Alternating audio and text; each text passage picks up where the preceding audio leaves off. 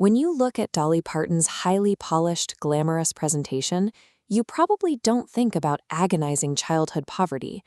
Yet, years into her career, she drafted the lyrics to one of her most vulnerable songs on the back of a dry cleaning receipt.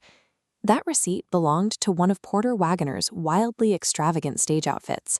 It represents a stark visual irony, a painful memory of having absolutely nothing, jotted down on a slip of paper tied to the extreme wealth and rhinestone-studded excess of the music industry. The song, Coat of Many Colors, recounts a true story.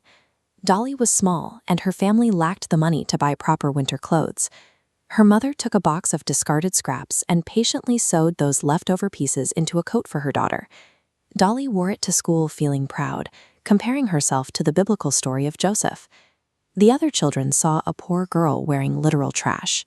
They laughed, pulled at the buttons, and eventually locked a young Dolly in a coat closet. That moment in the closet revealed a cruel secondary effect of poverty. It is more than the absence of a paycheck. It is the way a community can use that absence to convince a child that their dignity is as disposable as the rags on their back. That same logic operates on a geographic scale. Pulling back from that schoolhouse, you can see similar dynamics play out in places like Beaver County, Pennsylvania. For generations, this was a confident, self-sustaining industrial hub. The local identity was built on steel mills, thick smoke, heavy river traffic, and men coming home with enough dirt on their clothes to overwhelm a washing machine. Then the mills closed. The steady jobs vanished, taking the assumption that the next generation would prosper with them.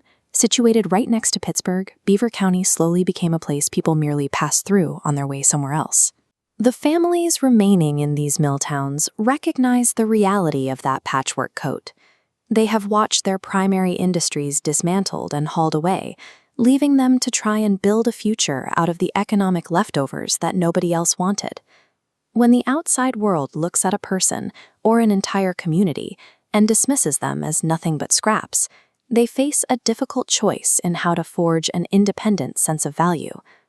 Dolly's answer was an outright refusal to accept the consensus of that schoolyard. She completely rejected the idea that her coat was trash simply because the other children decided it was.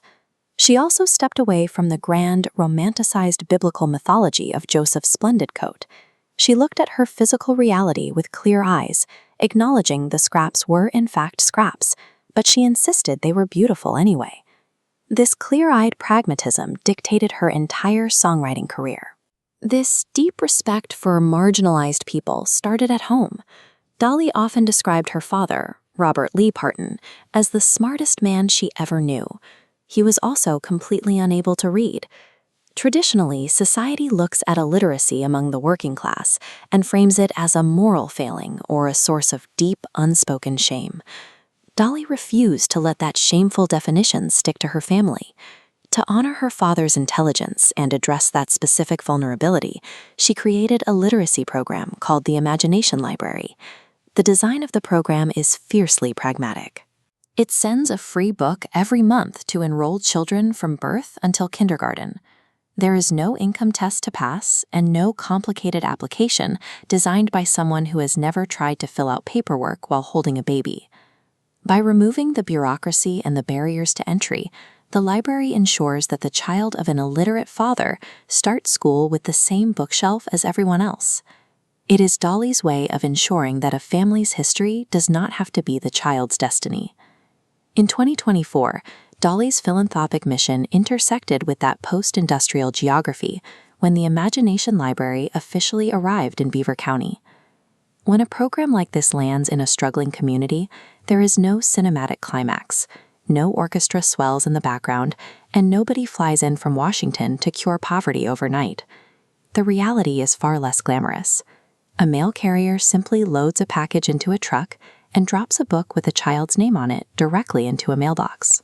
That quiet, everyday logistical action physically bridges the massive gap between decades of systemic economic neglect and a single child's right to dignity.